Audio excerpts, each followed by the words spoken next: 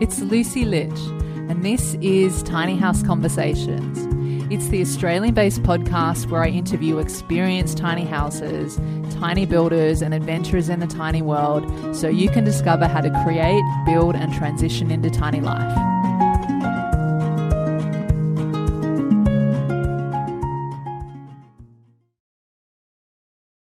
Welcome back to another episode of Tiny House Conversations. On the show today, I'm speaking with Megan and Colin Leeson, who are tiny houses living in Brisbane, Queensland, in what they call the Serenity Tiny House, which they've been living in since 2019.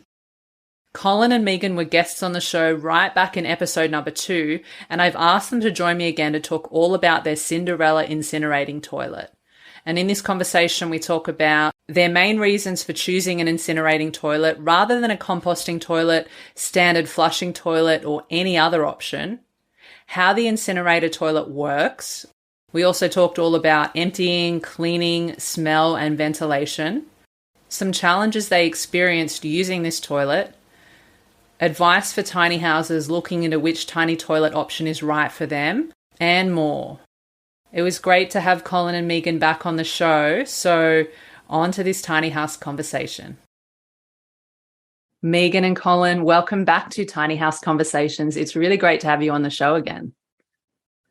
Thanks for having us. Good to be here. It sure is. Thanks. Yeah, good to see you guys again. Now, I had you both on the podcast on episode number 2, so that was actually about maybe a year ago now at this point, and you guys were the first guest interview. And in that conversation, I found out that you guys are using a Cinderella Incinerating toilet. And I know that I was saying this offline to you before, when it comes to tiny house toilets, I feel like it's one of the most frequently asked questions, and people are always wondering, what type of toilet? Should I go a composting toilet? What are the different brands? What are the different options? There's so many things. And so I know you guys have got a bit of experience now using the one that you have.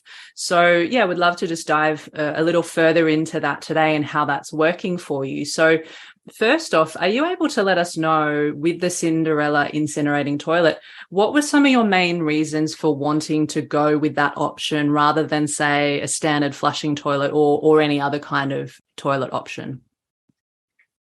I was interested in something that looked like a mainstream toilet, and when we were first looking at designing, there weren't as many options out there, and the composting toilets weren't getting the best reviews, and we just kind of had seen incinerating toilets on the overseas channels, and we kind of looked at it and we both just went, that's something that's easy for us to use. It looks easy to use. We're not going to freak our family out.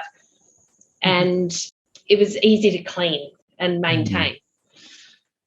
Additionally, when you sort of think about using various toilet methods and the property that you may find your house on, you'd probably need to consider what the potential landlord might think happens with your toilet wastes. And so options where there's composting and various other methods that might concern people. One of the little side benefits of the incinerating solution is that has no waste. So it has just a small amount of ash, and I'm sure we'll talk about this as we go through. Very little upkeep and no sort of human waste. Yeah, and so you've kind of find it to be like a much more sort of manageable type of option. And I'm curious, so I guess at the time, because you guys have had it for a little while, but whereabouts did you buy it from, and what was the cost at the time, or rough cost? All right, so we bought it as we started our house, which we've been in it for going on 4.5 years now. So we bought it at that time. At that time, they were still in the final stages of bringing them into Australia and setting up their distribution network in Australia. We initially, I think we paid in an early time around $6,000. The model we have now is about getting towards 7.5 by the time it got to shipped to you. We bought ours originally off a person who was setting themselves up to be a Queensland rep, and that will also be part of our story as we go through about some things that we didn't know that have sort of caused a little bit of a problem for us. But well worth knowing in advance for people considering them. I would say also ours is an electric model, so it runs off power with a electrically powered heat coil to do the burning. Since ours came in, the company also has now approval to sell in Australia a gas-powered model, which costs about $500 more, so sort of more like almost $8,000. But yeah, runs off gas, so someone with an off-grid solution who might be concerned about how much power they need or have with their solar system, gas becomes an alternative for them. And we should point out too that we're on the grid using this toilet as well. On the grid. Yeah. Well, that's really good to know. And then that they've also got that gas option. I'm curious just on that, because, like when you have things in a tiny house and often it's maybe the oven or the stove and things like that consume a lot of power. Do you happen to know if this incinerating toilet that you have, does it use a lot of power or because I'm assuming it's on all the time as well, isn't it? So it's plugged in all the time. What happens as you go to use the toilet, you lift the lid and it starts a fan like a computer fan, which is almost zero power. After you go to the toilet and you press the button, which does the air quotes flush, it drops the package down into the burning thing. And I'm looking here at the stats, 1.4 kilowatts for a burn, for a full cycle of a burn. So that lasts, I don't know, let's say somewhere between half an hour and 45 minutes probably. And then it continues to run that fan to help it cool down, which again is almost no power. So and then the fan stops. Yeah, then the fan stops later on. So again, looking at the data I've got in front of me here, if you're in an off-grid scenario, 2 kilowatts of solar power and batteries give you 2 to 3 flushes overnight. Okay. For the electric version we're talking, of course. Okay, that's good to know, actually, to just be able to, have an idea of that. So you talked a little bit about how it works there, and I'm actually just curious because, Megan, you mentioned at the start, when you were considering what kind of toilet you're wanting to get and sort of having in mind that you wanted it to be user-friendly, especially if other people come over. I'm finding that an interesting thing at the moment too, because I have a different kind of toilet that it's different to what most people would have ever used, and it's got a urine diverter and all that. And I'm noticing that that's just a really interesting thing because it kind of changes the way, especially for men, how, if you were going to use the toilet, it changes the way that you have to use it. So is this just literally you would just sit on the toilet and as if you were having any other toilet, and then obviously just the way that the things are processed is just the difference in that? People don't really have to worry too much about anything else? When people come to the house, we go, right, we're going to give you a lesson in how to use the toilet. It's not scary. and I've got a chart on the wall with instructions. No need for drama or Google. This is what you need to do. Basically, you lift the lid and the toilet comes with paper liners, and you literally just pop a paper liner down in there, do your business, close the lid, and you just push the triangle button. And my darling mum, who has dementia, is able to still use the toilet. She knows that she has to put the paper liner in, and she just knows that she has to hit the triangle button. So it's the equivalent of the normal flush on a toilet, which then, if you're doing your business in the paper liner, also makes your toilet cleaning much easier, and there's no smells associated with toilets. So cleaning-wise for me is a breeze because the paper liner does everything for you. And everybody has to sit. Everyone sits down, and that's the way it is. So, yeah, it's got instructions on the inside of the lid with picture graphics. Open lid, put liner in, sit, push button. I mean, it's virtually idiot-proof. So, no, it's good to know because, just you mentioned before about, giving everyone a rundown and you have a chart inside the toilet. I've also been doing the same thing. And I guess it's just you show people and it just takes a bit of getting used to, but it really still can work. And you talked a bit just before about, there's no smell or anything. And that I think, Colin, you also mentioned there's a little fan that's running all the time too. So what else is there about ventilation when it comes to this toilet? So do you also have to have a vent pipe that goes above the roofline and that's that type of thing? Yes, you do. So it sucks air from outside goes through the toilet and then pumps it up out of flue to above the roof, and that fan's moving that air through. So you've got a couple of questions there and a couple of areas I'll talk about. The first one, no smells. It's amazing. Because of that fan, you wouldn't even get the smells you'd normally get in a normal bathroom, because any smell you might produce, how politically correct is that, gets moved away by the fan straight away. So it's pretty impressive. The flue thing, I mentioned earlier about us having a little bit of problem early on. But I guess because we're on they call it the bleeding edge, don't they, of new technologies coming in. The flue that we used when we bought ours, we were sort of led to understand that you could just use a bit of pipe and put this flue together. Sort of a long story short, it wasn't functioning correctly, which ended up causing some of the components within the toilet to need replacing only recently. And so, yeah, we learnt from the new people who we've been dealing with for a few years, and we'll leave you links to that company, and at Cinderella Toilets or Retrolooms have been really good in helping us figure out how we should have done it originally. We've got it all set up properly and it now works. So I guess the message out of that is make sure it's set up correctly at the beginning, and that'll save you some issues, and for us a bit of expense later on that we weren't expecting. Yeah, but our original seller really was a bit of a cowboy and didn't really know a lot of what he was doing. Yeah. And in hindsight, after speaking to our new supplier, the difference is chalk and cheese. Yeah. They talked us through everything, and the other guy just went, yeah, that's fine. And because we knew no different, we just believed him. And, needless to say, we've nearly got a new toilet lessons again. learned. Hey, another thing worth mentioning that we've sort of touched on here a little bit is the liners. So as a consumable item in the toilet, it is those liners. You buy them in a pack of 500 for about $50, I think. So if you work that out, it costs you about 10 cents in liners per flush. Factoring that into to what you're choosing when you go with the incinerating toilet is important as well. Yeah, to know that there are, some ongoing costs and all of that.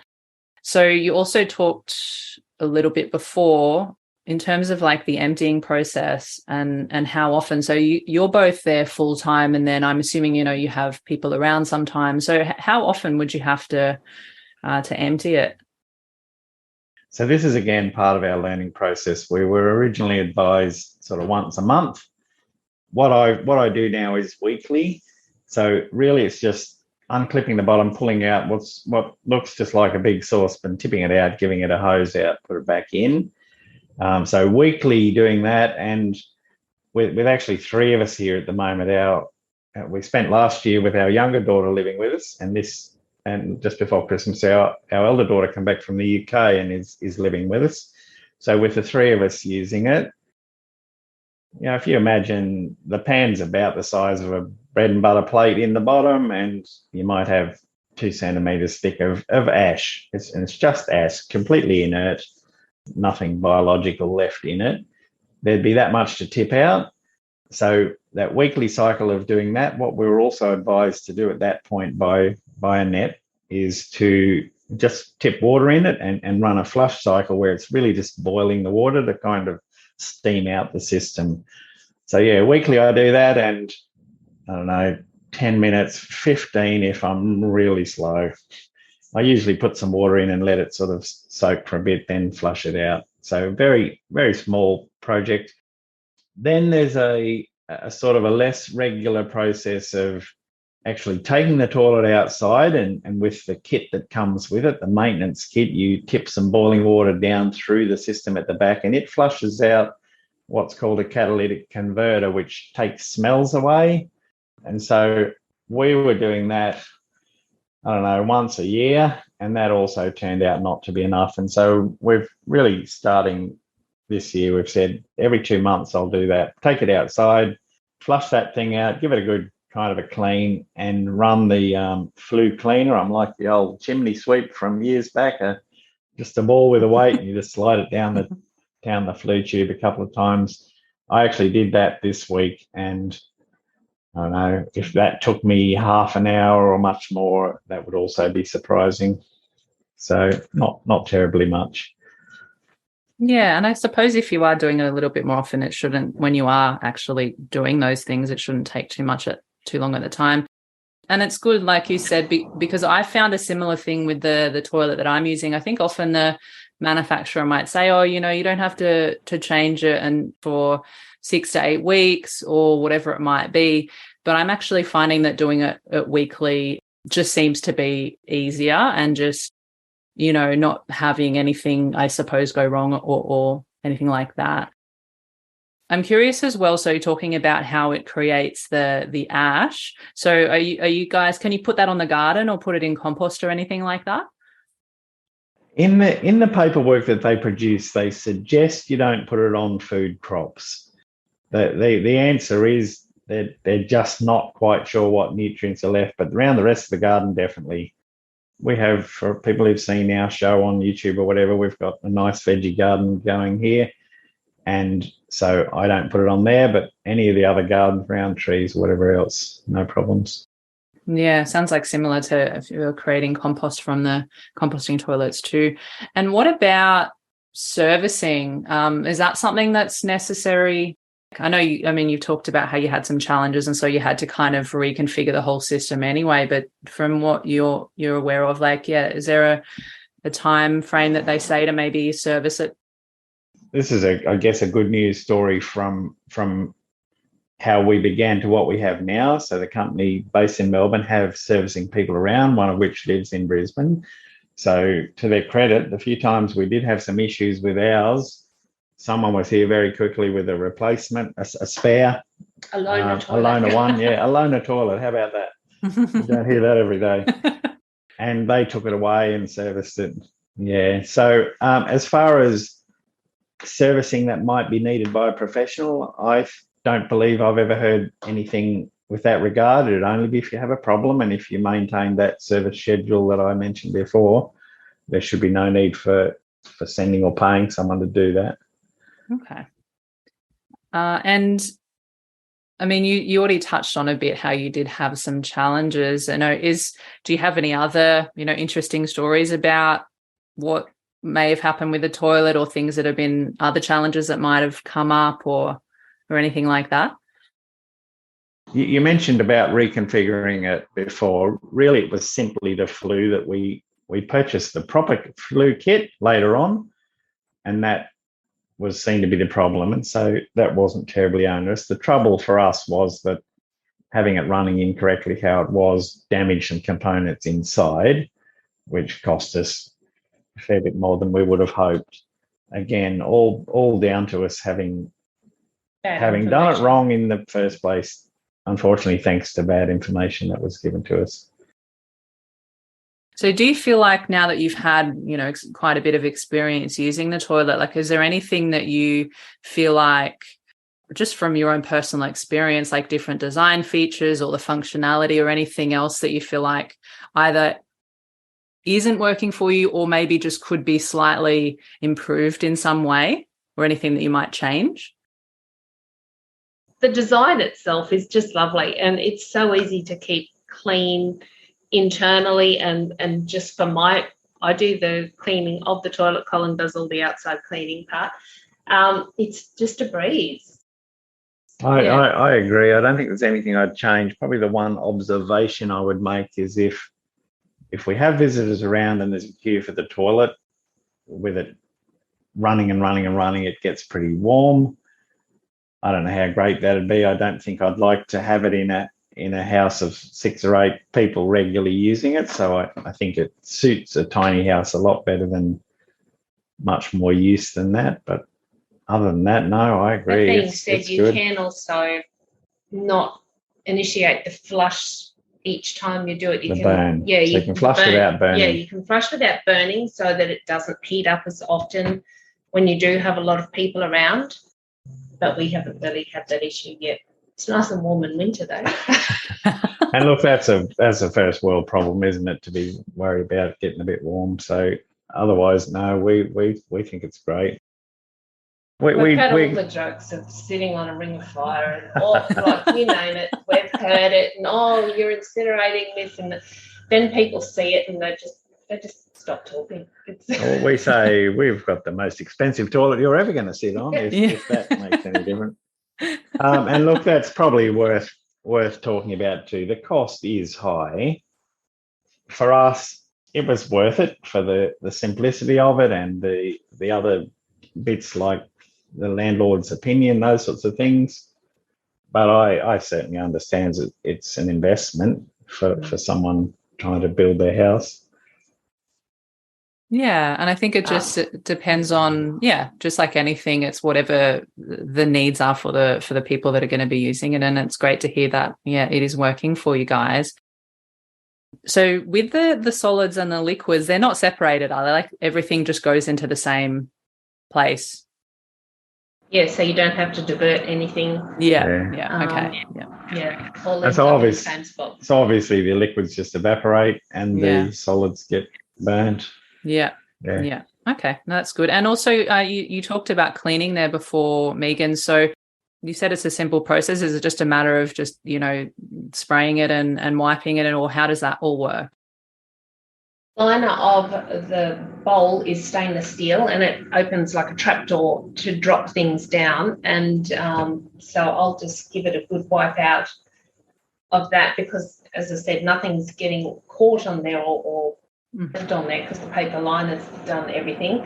So I'll give that a wipe out, give the seat just a good swish over with some antiseptic and then just wipe down the lid and that's done. There's no scrubbing like the traditional toilets and getting rid of smells because the paper liners contained everything. It's no mess. It's more just hygienic. Sounds like relatively. Yeah, exactly. Relatively easy to manage. Oh, it's fine. It's totally fine. I think toilets, you have to have some toilet humor. Exactly.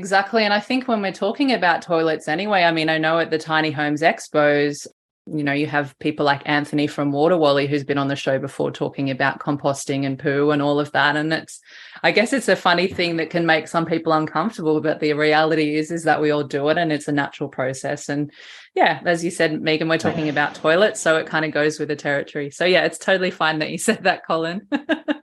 All good.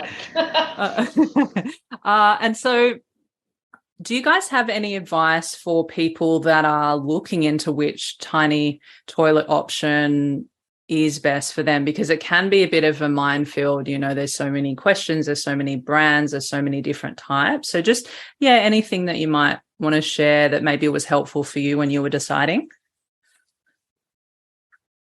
A lot of people, we were, and that is we're nervous or scared or grossed out or whatever by having to do some sort of a composting solution. And yourself, and you've heard solutions, everything from just the bucket in a corner with a bit of wood chips through the splitting systems and canister systems. And I think right at the other end is where the incinerating solution comes. And so for us, it was this kind of scares us a little bit, so we'd rather not do it, and so that's why we went with the incineration. Tiny House Expos, have a look around, ask the reps all the questions, do your research. Back when we were looking in 2017, none of that was kind of happening like it is these days.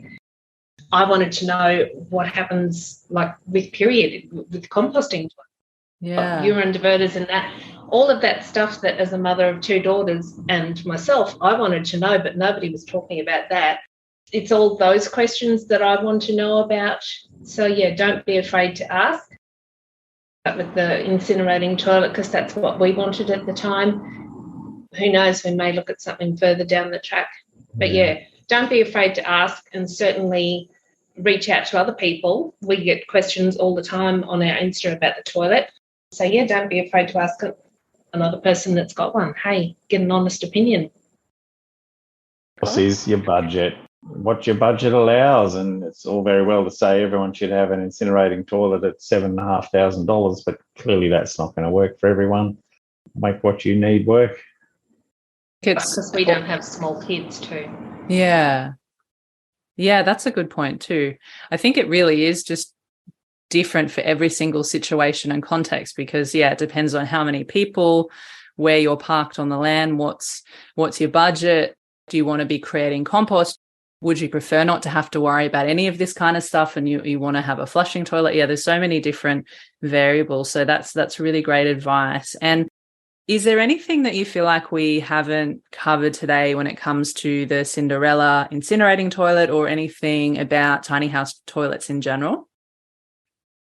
Quite well. The only thing I would suggest is have a talk to the professionals. And we've mentioned Annette. The website scandinaviansolutions.com.au, based in Melbourne. Lots of knowledge and definitely can answer questions that people might have.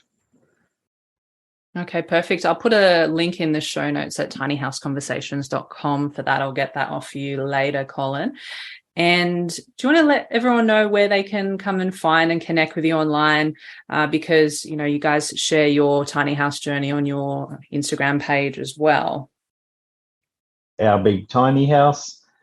We've sort of mentioned in our earlier interview about the little workshop beside it. I've got a few things up there on its own Instagram account, Serenity Woodcraft.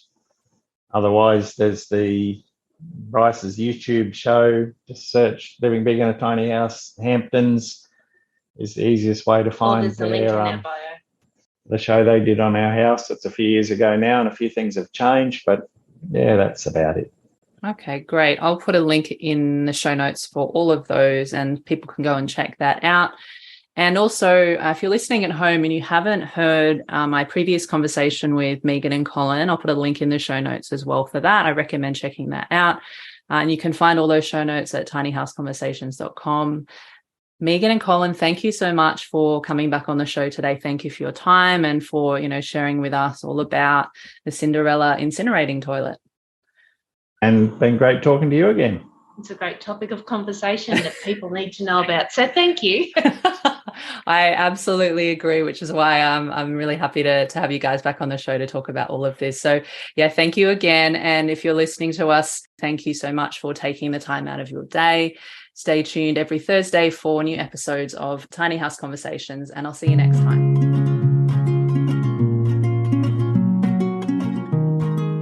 Thanks again for listening. And if you enjoyed the conversation today, you found it valuable and you want to support the podcast, the best way you can do that is to share the love. That way I can keep bringing you more tiny house conversations to help you on your own tiny journey. So here are 3 ways that you can support the podcast. Number 1, if you have a friend or family member that you feel would benefit from hearing these conversations, feel free to share it with them, email them, text them, send them a telegram, do whatever you need to do to share it with them. Number 2, if you hit the subscribe button, you'll know exactly when the next episode is live. And number 3, if you head on over to Apple Podcasts or wherever you're listening to podcasts and leave a 5-star rating and review. Thank you so much in advance. I appreciate you, and I'll see you in the next episode.